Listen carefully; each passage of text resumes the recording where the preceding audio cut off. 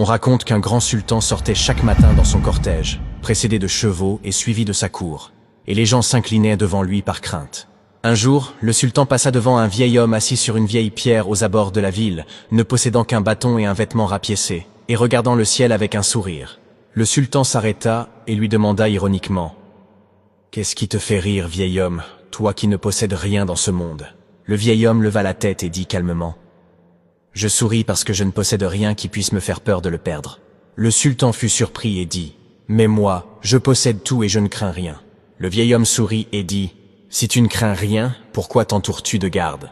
Pourquoi construis-tu des palais avec des murs hauts? Pourquoi veilles-tu la nuit, inquiet pour ton royaume ?» Le sultan se tut un moment, puis dit: « Et qui es-tu pour me parler ainsi ?» Le vieil homme répondit: « Un homme qui a construit sa maison à l'endroit où tu vas aller un jour.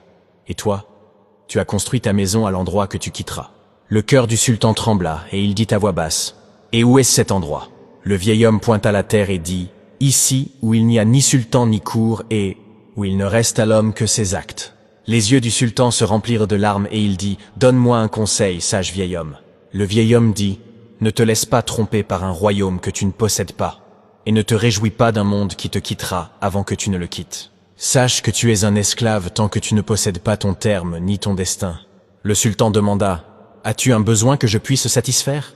Le vieil homme dit: « Si tu peux retarder ma mort, fais-le. Ou si tu peux me garantir le paradis, fais-le. » Le sultan dit, brisé: « Je ne peux pas. » Le vieil homme dit: « Alors, rappelle-toi que tu es comme moi, attendant la même fin.